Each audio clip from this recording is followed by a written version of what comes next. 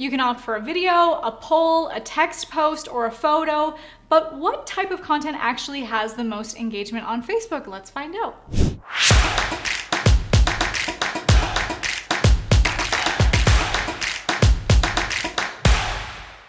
First, I want to tell you about the secret to getting engagement on anything you post on Facebook. Then we'll get into what type of content will get you the most engagement on Facebook, or really any social media platform. Then I want to tell you about what platform will get you more lasting engagement and cash flow than Facebook ever will. Then I'll tell you the story about a piece of content that I shared that got way more engagement than I ever thought possible. Here's the thing about getting engagement. It doesn't matter what format you're using, even if it's a text post or a photo or a video or a poll. What matters is the content itself. I'd love to think about your content consuming behavior for a second. When you go onto Facebook or Instagram or any kind of platform for that matter, what captures your attention? Is it the authenticity of the person? Is it the brand message that you feel loyal to? Is it that it's a great story that evokes emotion, that it makes you laugh, or that it tugs at your heartstrings? Or how does it relate to you as an audience member? Now, thinking about your reaction to all of those things that I just listed, how can you create that kind of experience for people who are consuming your content?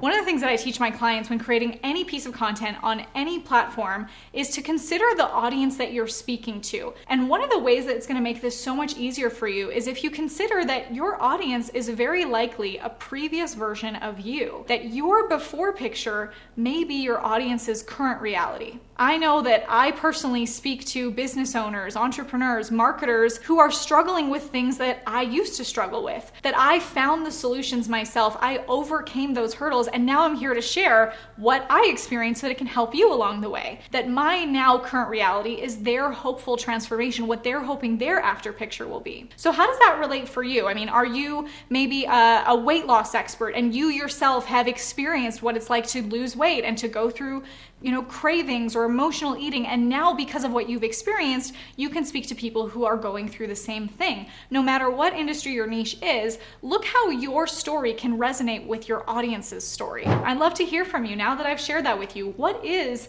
your before picture that may be your audience's current reality? I found for me that the content that gets the most engagement is the one where I can share a story that really hits home for the audience member, whether it's about me or whether it's about someone else or even something trending or something cultural that people can resonate and relate to. Think about even your favorite movies. Why do they captivate us so much? Why are we on the edge of our seats? Why is it that we just feel so much for that main character, that protagonist, that we watch them go through their struggles, we watch them hit rock bottom, and we watch them as they work their way to the finale, the finish line, the end of the movie, where we cheer louder when they win, because we watched what they went through. We watched as they fought the villain, we watched as they overcame their struggles, and then when they finally reached their victory, whether, in that movie that means winning the race or landing the dream job or getting the girl, we are so excited for them and we feel that emotionally because it's like we've experienced the whole thing. If you can bring your audience along that kind of emotional journey,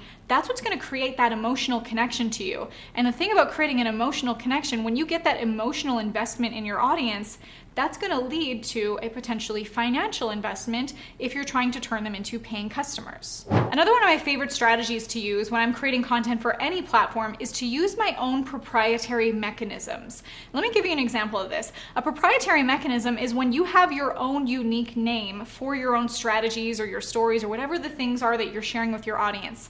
I'll give you an example. I had a client who was a hypnotist, a world-renowned hypnotist. He spoke on stages, he had high-level clients, athletes, celebrities. He is very well known for what he does. Now in 2020, he needed to bring his business online rather than relying on speaking on stages. So to bring his business online, he wanted to become an online hypnotist. But instead of just, speaking as an online hypnotist that hypnotists can be Googled and you can find that all over, we created some unique proprietary mechanisms for him and we promoted his proprietary strategies. He wanted to create a course about mindset. As you can imagine, hypnotists can speak a lot to changing someone's beliefs and their mindsets by creating a paradigm shift in their mind. Now, instead of turning this into a mindset course, we gave it a proprietary name. We called it the Subconscious Reset Challenge, where he taught his mental endgame activation system. See the big difference between mindset course and subconscious reset and mental endgame activation system. So think about your own strategies or your own stories that you share and how you can give it a unique name that people will relate to you and not just any other mindset or weight loss or whatever your niche is. So after hearing that, do you have any proprietary mechanisms? I'd love for you to share them. I'd love to hear them, because even hearing what other people name their unique mechanisms can give us some other ideas. So let's help each other out. Put them in the comments below.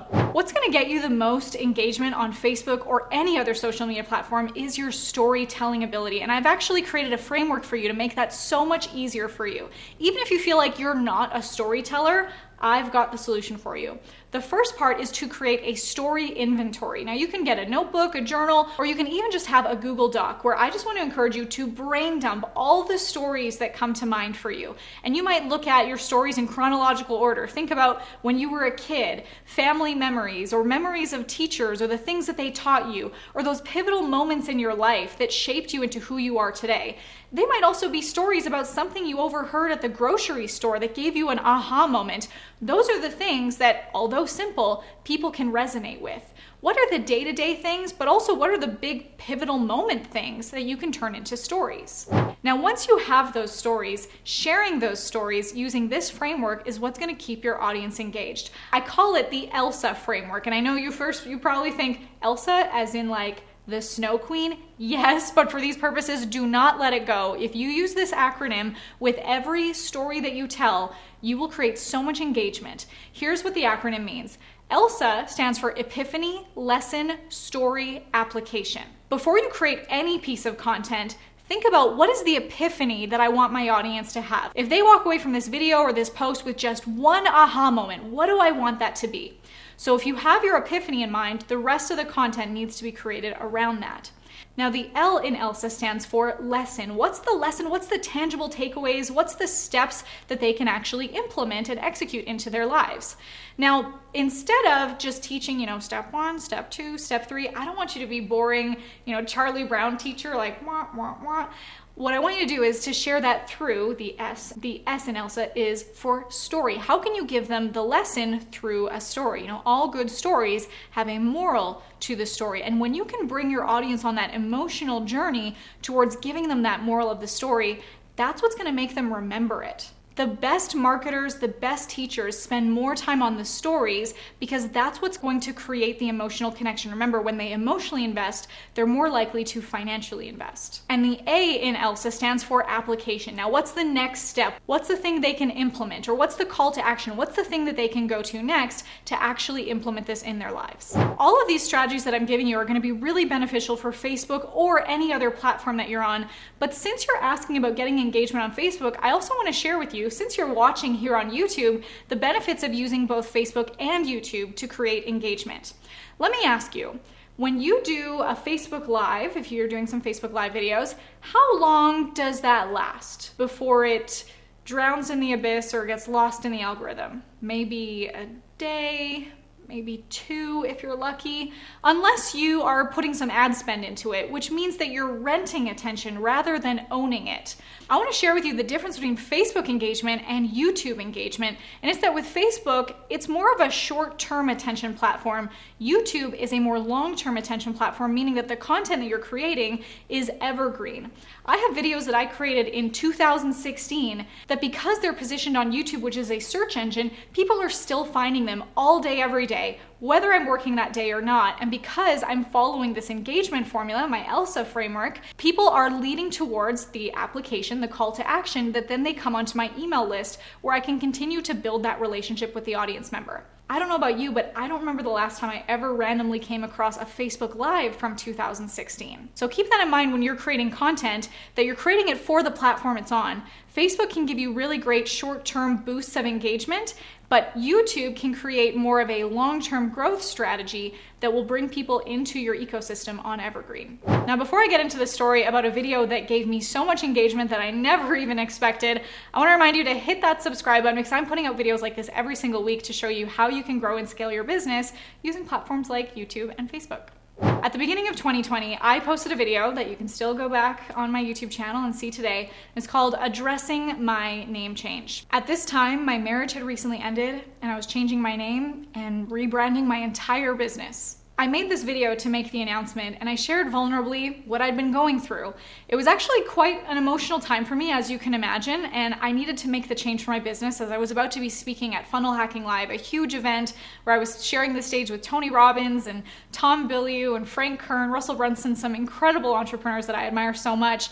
And I was going through this name change, especially right before I was about to get this huge amount of exposure. However, behind the scenes for me personally was quite emotional because I didn't want to share that announcement right before speaking on this big stage with 5,000 people watching me and all eyes on me. And I didn't want those eyes on me for the wrong reason. I didn't want to become the divorce girl. I didn't want this to be a story of pity or shame. I had to go into it really intentionally, and I decided to make it a story of perseverance. So in that video, which you can easily go back and find on my YouTube channel to see an example of this, I decided to just be open and vulnerable. You know, Brené Brown shares this quote about sharing the scars and not the open wounds. At this time, it's clear to see that I was emotional in a way, but I also was intentional about making this a story of strength. To be honest, part of me thought, if I share this, will my audience think, well, why would I listen to her? She doesn't even have her life figured out. But the response I received was